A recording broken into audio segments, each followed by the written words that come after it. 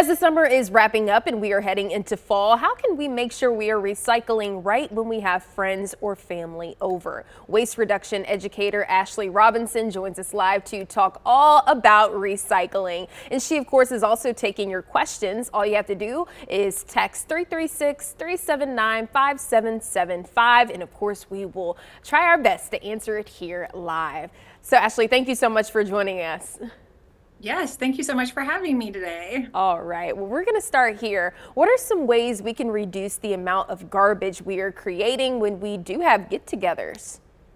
Well, this time of year, there's a lot of get-togethers happening. We've got the Olympics going on, Labor Day's coming up, we've got back-to-school parties. So there's a lot of ways that you can reduce your waste when you throw a party, especially, and that's really just to use the stuff that you have already.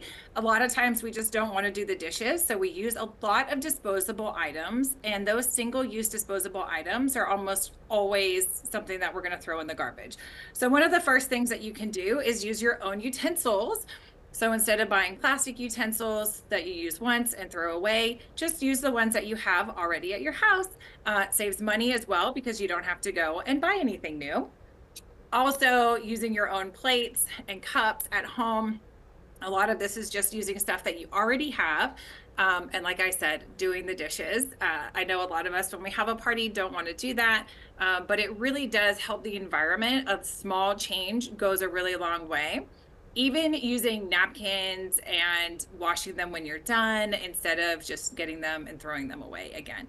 So there's a lot of different things that you can do to reduce the amount of waste. You can also try to choose products that are in better packaging. So instead of getting water in a plastic bottle, they now have water that comes in aluminum bottles, offering water just like in a big jug that you can refill in a cup.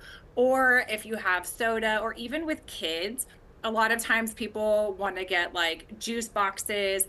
But if you get water, soda, and they even have lemonade in a can, cans are infinitely recyclable. So it's a great way just to cut down on even the garbage that you're creating, but then having an option that is infinitely recyclable and stuff that you can recycle instead of just throwing that in the garbage. Yeah, and a lot of these things too, aren't hard to store as well too. Like when you're taking it and you're going to these different events, what do you recommend people use to put all their, dishware and stuff when they're taking them out to events? I usually put my stuff like in a bag and carry it around. I'm one of those people, if I'm going to like a buffet at like a church or at some sort of event, I actually bring my own plate with me. So I just recommend using a nice bag. I guess if you could use like a picnic box if you have one of those. I'm the kind of person, I really like to have the least amount of stuff around. So I try to use what I've got. Okay, next question. What can you recycle in Greensboro? That is a great question and something that we get a lot of.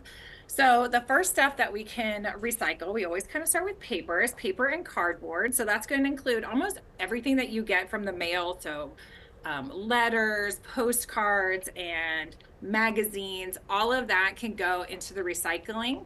Paper can be recycled about 5 to 7 times before it becomes something that can't be recycled anymore. Paper, all of the stuff your kids bring home from school, everything from your office, all of that can go in. And we love our boxes, cereal boxes, an Eggo box, Amazon, all of those shipping items. And my favorite box, the pizza box. A lot of people don't know that this is recyclable, but we can toss it into the recycling cart at home. So that's paper. For metal, we like our metal food and drink cans. These, like I said earlier, are infinitely recyclable. So go ahead and use these as much as you can because there is no end of life for these. These can go on and on forever. If this is dirty, go ahead and rinse it out. We don't want it full of beans and stuff like that. And then for plastic, which is the hard one, we like to have plastic bottles, tubs, and jugs. So we are not looking for the recycling symbol like everybody used to look for. We are looking for the shape of something. So the shape is going to be a bottle, like a water bottle, soda bottle, shampoo, soap, some food, right? Like ketchup and mustard, mayonnaise, those kinds of things are all going to be bottles. So we're going to keep those. If the top screws on, go ahead and leave that top there on for me. A tub This is going to be like big tubs of yogurt, butter, sour cream. My favorite is the Cool Whip tub, personally.